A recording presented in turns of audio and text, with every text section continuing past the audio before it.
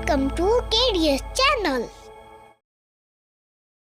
एक कहानी जो शुरू होती है सीधे दिल से और ले जाती है वहाँ जहाँ कभी कभी दिमाग भी रुक जाता है। तो चलिए कहानी शुरू करते हैं। क्रिश 19 साल का एक सीधा सादा लड़का था, बाहर से शांत लेकिन अंदर से थोड़ा फिल्मी टाइप का। उसे गिटार बजाने का शौक था लेकिन मोहल्ले में टीचर ढूंढना जैसे कोई मिशन बन गया था। फिर एक दिन उसकी मम्मी बोली, पड़ोस वाली मिस नेहा म्यूजिक सिखाती हैं, उनसे बात कर लो। नेहा मैडम दिखने में ऐसी कि कॉलेज के लड़के भी देख लें तो 2 बार पीछे मुड़ के देखें। पहले दिन जब क्रिश उनके घर पहुंचा तो मैडम बोली, डर मत, थोड़ा टाइम लगेगा लेकिन सिखा दूंगी। जैसे ही गिटार उसकी गोद में आया क्रिश का दिल धक धक करने लगा। वो बोला, मैडम थोड़ा अजीब लग रहा है। तो वो हल्की सी हंसी के साथ बोली, शुरुआत में सबको होता है। हफ्ते बीतते गए लेकिन अब क्रिश का दिल म्यूजिक से ज्यादा मैडम की स्माइल पर टिक गया था। एक दिन हिम्मत करके क्रिश ने मैडम को धीरे से किस कर दिया। नेहा पीछे हट गई और गुस्से में बोली, क्या कर रहे हो क्रिश, मैं तुम्हारी टीचर हूँ। लेकिन क्रिश रुका नहीं, बोला, टीचर हो लेकिन इंसान भी तो हो और मैं बच्चा नहीं रहा। इससे पहले कि कुछ और होता तभी दरवाजे से एक भारी आवाज आई, क्या हो रहा है यहाँ। नेहा ने झूठ मूठ का गुस्सा दिखाया, क्रिश को डांटा ताकि हस्बैंड को शक ना हो, मगर शक तो हो ही गया।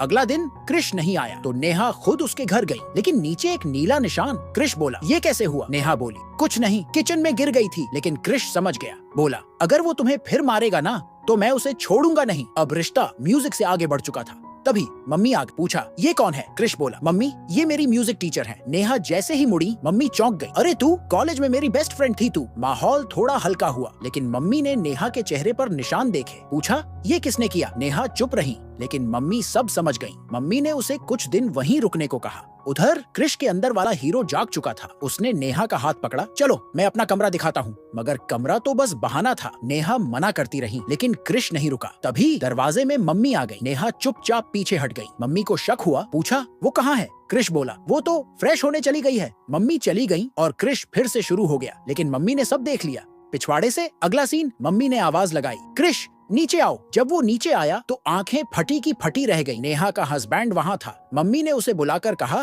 तुम्हारी बीवी हमारे बेटे को बिगाड़ रही है। हस्बैंड गरज के बोला, नेहा कहाँ है। क्रिश बोला, जा देख ले, लेकिन इस बार वो तेरा इंतजार नहीं कर रही। जब हस्बैंड कमरे में गया सिर्फ नेहा के कपड़े पड़े थे और खिड़की खुली हुई थी। अब एंडिंग सीन, क्रिश कार में बैठा था अकेला, दिल टूटा हुआ। तभी पीछे से आवाज आई, क्रिश। वो पलटा, नेहा बिना कुछ कहे मुस्कुराती हुई बैठी थी। नेहा बोली, पास वाले गैस स्टेशन तक चलोगे। क्रिश मुस्कुराया, चलो। अब शुरू करते हैं असली सफर। कहानी खत्म।